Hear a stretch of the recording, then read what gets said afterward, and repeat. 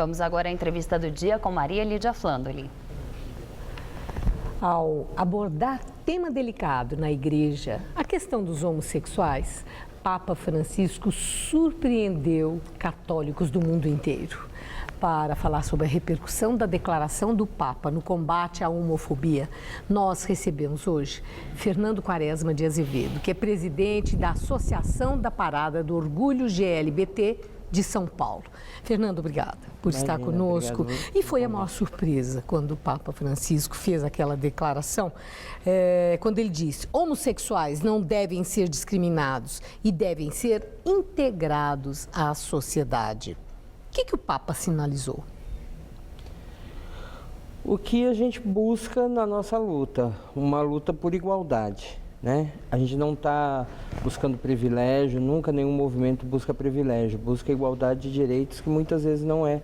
E o respeito, né? O respeito, acho que a religião, o dogma religioso, ele tem o seu fundamento dentro da sua igreja, mas ele não pode usar o altar ou o púlpito, ou seja lá o que for, para disseminar o ódio.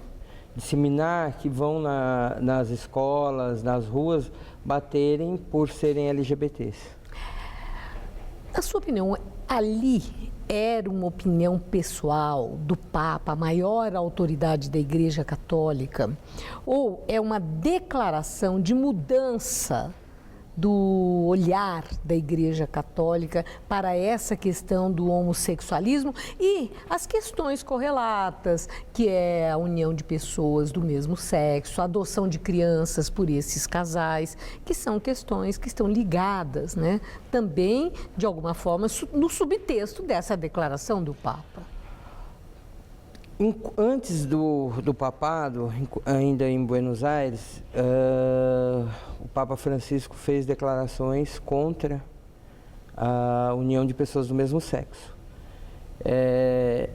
Essa declaração pode ser um ponto de partida, talvez, para a Igreja Católica e para o movimento cristão, enfim, ter esse olhar diferenciado. Como eu disse, a questão de aceitar o casamento, celebrar um casamento dentro da sua igreja, fica a critério deles. O que eles não podem fazer é disseminar o ódio, criar situações como são criadas hoje em dia.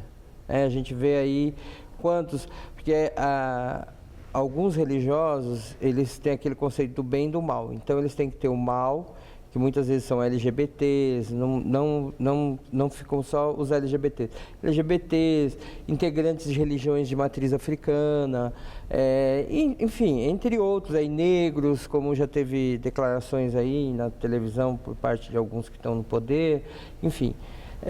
E eles precisam endemonizar para poder ter o remédio, a cura, a solução. Mas isso é mais próprio de algumas igrejas evangélicas, nem todas, né? Então, com essa coisa de demonizar depois o exorcismo. A Igreja Católica não tem se destacado por esse tipo de comportamento, tem?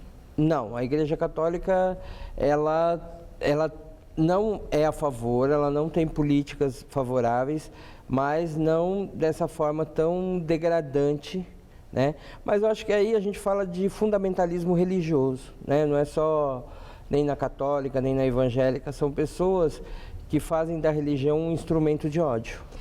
Agora, isso envolve a questão do preconceito, porque o Papa também disse uma outra frase, Fernando. Se uma pessoa é gay, ela procura Deus e de boa vontade, quem sou eu para condená-la, para julgá-la? Foi o que o Papa disse. Aí entra a indagação. Essa é uma conclamação para que não haja julgamento e isso é um ponto de partida para o debate contra o preconceito contra homossexuais na própria igreja? Numa das entrevistas que eu dei, eu falei exatamente sobre isso. Assim, o Cristo, nas várias passagens que a gente vê na Bíblia, ele sempre atuou com os excluídos. Então, Madalena era profissional do sexo na época, Lázaro, que tinha lepra, hanseníase, e ele sempre esteve ao lado dessas pessoas, nunca julgando, nunca salvando até pessoas que estavam sendo apedrejadas, enfim. E aí, essa conduta, já que o Papa Francisco se coloca como sucessor, né, na Igreja Católica, a gente não espera uma conduta diferente dessa.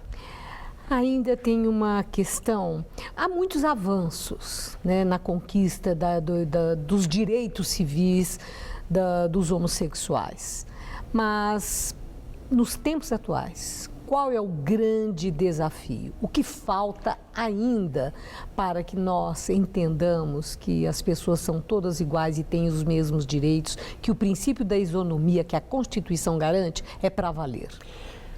Se a gente for, no começo, assim, antes dessas conquistas todas, as relações entre pessoas do mesmo sexo, as relações entre os LGBTs, elas não eram reconhecidas e amparadas por lei. Né? Nós tivemos aí grandes avanços, nós tivemos o reconhecimento, as nossas relações eram tratadas em varas civis, como se fossem sociedades comerciais. Hoje elas são tratadas em vara da família e é reconhecida a afetividade. Nós temos direito de deixar pensão por morte, colocar o companheiro no plano de saúde, enfim, uma gama de conquistas que nós tivemos. Mas e o desafio? Para encerrar. O nosso desafio maior hoje é a criminalização da homofobia.